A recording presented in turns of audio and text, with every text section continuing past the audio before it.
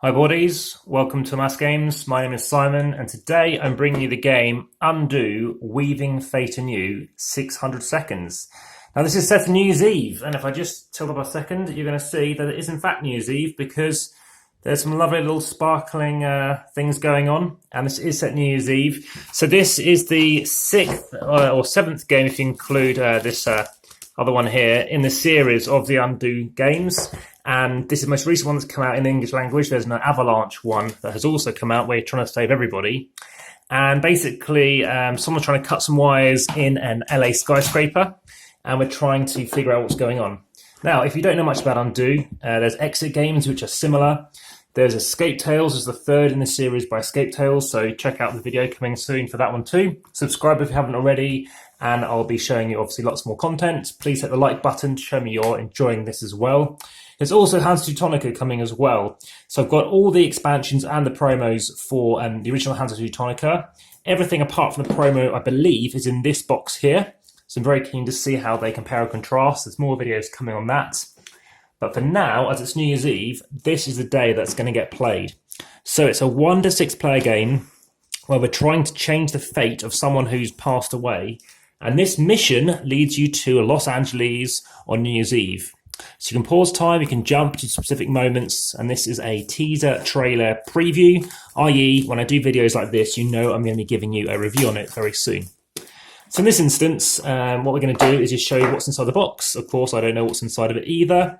These are all the other games you can play in the Undo series. I've played all of them. And aha, we do have the preview for that Avalanche one. Fantastic. So it's definitely coming to a UK or an English, American, North American market. Hello, Canada. Hello, Australia. Hello, New Zealand and everywhere else. Nigeria, I think that's an official language spoken there.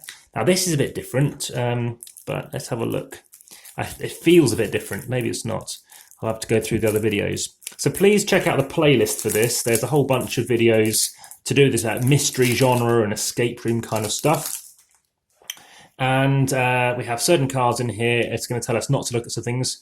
Wow, okay. And now we have, typically it'll be 13 cards. I'll see now in this instance as well. So we have Pizzeria Scorsese 3 hours ago. Oh, wow, 600 seconds ago. That really is quite tight and close.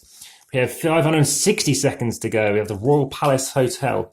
I'll tell you more about exactly what's going on in a minute, but I'm just laying out these locations for now. We have an outdoor terrace 440 seconds ago. It's all very, very close.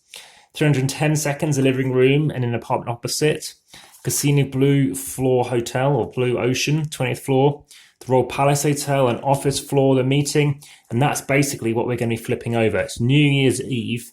And now it's midnight. And then we have Hawaii on the beach, and that's 12 minutes later. So I have no idea what this is going to be about. Then you're going to go through this, and it's going to tell you basically what's been going on. And you're, before that, trying to figure out exactly what's happening. Try to save this person's life.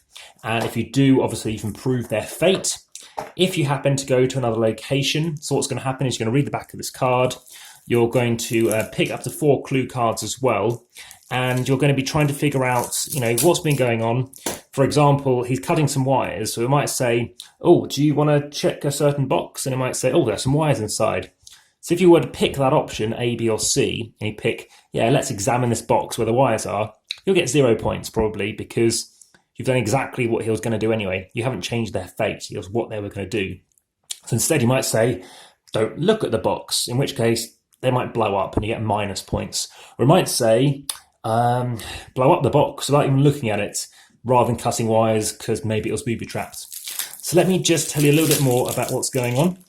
So as you can see, there's 13 locations and there's going to be 9 time tokens. 1, 2, 3, 4, 5, 6, 7, 8, 9. So 9 time tokens. 9 of these destinations of the 13 you can visit.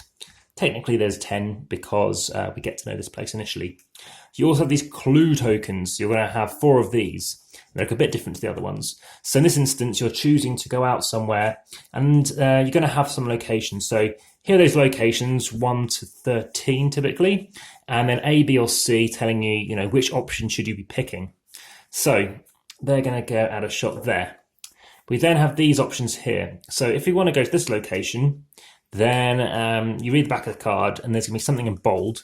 And you can spend 1 of your 4 clue tokens to actually read one of these cards. The trouble is, obviously there's only 4 of them, and you don't know whether or not you really need to know that level of detail. Is it giving you something of obvious nature as well? The bottom card just telling you it's the bottom of the deck. So let's just stick that there, and then we won't know what that bottom card was. Okay, so now what you do is you normally, and I will just double check this, read what that card is. Okay, so yeah, you are going to be flipping this card over, as per usual in these undo games. So it's telling us here, again, spoiler free, this is how you start the game. For the last week, he wanted nothing more than to be in Hawaii with a cocktail in his hand. Now he's trembling, clutching a pair of wire cutters, undecided which wire to cut. Let me move this star out of the way. Adrenaline is shooting through his veins and sweat runs into his eyes. The seconds count down mercilessly on the bomb's timer. 8, 7. He desperately tries to remember his training at the CIA more than 3 decades ago. 6, 5. He realizes he's only been pushing papers for the last 10 years.